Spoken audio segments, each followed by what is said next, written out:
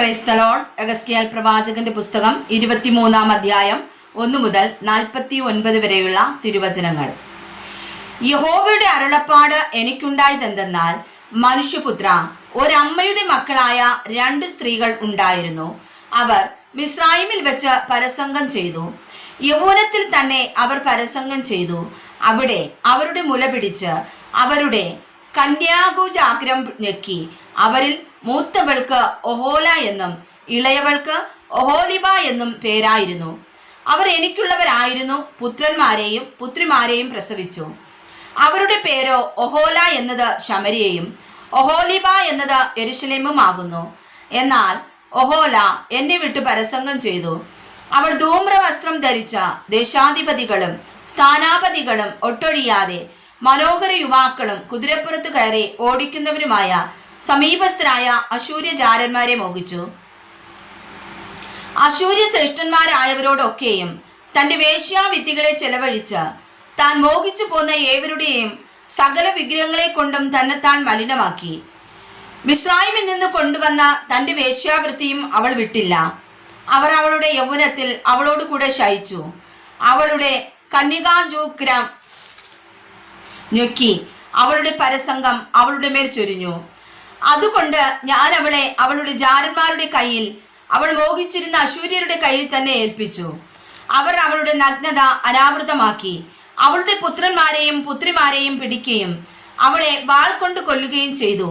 അവർ അവളുടെ മേൽ വിധി നടത്തിയതുകൊണ്ട് അവൾ സ്ത്രീകളുടെ ഇടയിൽ ഒരു നിന്ദാപാത്രമായി തീർന്നു. എന്നാൽ അവളുടെ സഹോദരിയായ ഒഹോലിബ ഇത് കണ്ടിട്ടും തന്റെ കാമവികാരത്തിൽ അവളെക്കാളും തന്റെ വേശ്യാവൃത്തിയിൽ സഹോദരിയുടെ വേശ്യാവൃത്തിയെക്കാളും അധികം വഷളത്വം പ്രവർത്തിച്ചു. മോടിയായി ഉടുത്തു ചമഞ്ഞ ദേശാധിപതികളും സ്ഥാനാപതികളും കുതിരപ്പുറത്ത് കയറി ഓടിക്കുന്നവരും ഒട്ടൊഴിയാതെ മനോഹര യുവാക്കളുമായി സമീപസ്ഥരായ അശൂര്യരെ മോഹിച്ചു. അവളും തന്നെ താൻ മലിനയാക്കിയെന്ന് ഞാൻ കണ്ടു. ഇരുവരും ഒരു വഴിയിൽ തന്നെ നടന്നു. അവൾ പിന്നെയും പരസംഗം ചെയ്തുകൊണ്ടിരുന്നു. ചായില്യം കൊണ്ട് എഴുതിയ കൽദയരുടെ ചിത്രങ്ങളെ കൽദയ ദേശം ജന്മഭൂമിയായുള്ള ബാബേൽക്കാരുടെ രൂപത്തിൽ അരയ്ക്കു കച്ചുകെട്ടി തലയിൽ തലപ്പാവ് ചുറ്റി കാഴ്ചയ്ക്കൊട്ടൊഴിയാതെ പ്രഭുക്കന്മാരായിരിക്കുന്ന പുരുഷന്മാരുടെ ചിത്രങ്ങളെ തന്നെ ചുവരിന്മേൽ വരച്ചിരിക്കുന്നത് അവൾ കണ്ട ഉടനെ അവൾ അവരെ മോഹിച്ചു. കൽദയ ദേശത്തിലേക്ക് അവരുടെ അടുക്കൽ ദൂതന്മാരെ അയച്ചു. അങ്ങനെ ബാബേൽക്കാർ പ്രേമശയനത്തിനായി അവളുടെ അടുക്കൽ വന്ന് പരസംഗം കൊണ്ട് അവളെ മലിനയാക്കി. അവൾ അവരാൽ മലിനയായി തീർന്നു. പിന്നെ അവൾക്ക് അവരോട് വെറുപ്പ് തോന്നി. ഇങ്ങനെ അവൾ തന്റെ പരസംഗം വെളിപ്പെടുത്തി തന്റെ നഗ്നത അനാവൃതമാക്കിയപ്പോൾ എനിക്ക് അവളുടെ സഹോദരിയോട് വെറുപ്പ് തോന്നിയതുപോലെ അവളോടും വെറുപ്പ് തോന്നി. എന്നിട്ടും അവൾ മിസ്രയീം ദേശത്ത് വെച്ച് പരസംഗം ചെയ്ത തന്റെ യൗവനകാലമോർത്ത് പരസംഗം വർദ്ധിപ്പിച്ചു. കുതിരകളുടെ ബീജശ്രവണം പോലെ ബീജശ്രവണവുമുള്ള ജാരന്മാരെ അവൾ മോഹിച്ചു. ഇങ്ങനെ തന്റെ യൗവന സ്ഥാനങ്ങൾ നിമിത്തം മിസ്രയീമ്യർ നിന്റെ കുജാഗ്രങ്ങളെ ഞെക്കിയതായ നിന്റെ യൗവനത്തിലെ ദുഷ്കർമ്മം നീ തിരിഞ്ഞു നോക്കി. അതുകൊണ്ട് ഒഹോലിബായെ യഹോവയായ കർത്താവ് ഇപ്രകാരം അരുളി ചെയ്യുന്നു: ബാബേൽക്കാർ, കൽദയർ ഒക്കെയും, പെക്കോദ്യർ, ഷോവ്യർ, കോവ്യർ, അശൂര്യർ ഒക്കെയും എന്നിങ്ങനെ മനോഹര യുവാക്കളും ദേശാധിപതികളും സ്ഥാനാപതികളും ഒട്ടൊഴിയാതെ പ്രഭുക്കന്മാരും വിശ്രുതന്മാരും കുതിരപ്പുറത്ത് കയറി ഓടിക്കുന്നവരുമായി നിനക്ക് വെറുപ്പ് തോന്നിയിരിക്കുന്ന നിന്റെ ജാരന്മാരെ ഞാൻ നിനക്ക് വിരോധമായി ഉണർത്തി ചുറ്റും നിന്റെ നേരെ വരുത്തും. അവർ അനവധി രഥങ്ങളും വണ്ടികളും ഒരു ജനസമൂഹവുമായി നിന്റെ നേരെ വരും.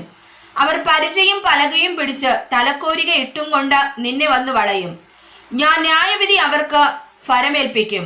അവർ തങ്ങളുടെ ന്യായങ്ങൾക്ക് അനുസാരമായി നിന്നെ ന്യായം വിധിക്കും.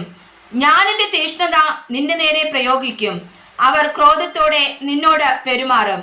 അവർ നിന്റെ മൂക്കും ചെവിയും ചെത്തിക്കളയും. നിനക്ക് ശേഷിപ്പുള്ളവർ വാൾ കൊണ്ട് വീഴും. അവർ നിന്റെ പുത്രന്മാരെയും പുത്രിമാരെയും പിടിച്ചുകൊണ്ടു പോകും. നിനക്ക് ശേഷിപ്പുള്ളവർ തീക്കിരയാകും. അവർ നിന്റെ വസ്ത്രം ഉരിഞ്ഞ് ആഭരണങ്ങളെ എടുത്തു കളയും. ഇങ്ങനെ ഞാൻ നിന്റെ ദുർമര്യാദയും മിസ്രയീം ദേശത്തു നിന്ന് കൊണ്ടുവന്ന നിന്റെ വേശ്യാവൃത്തിയും നിർത്തലാക്കും.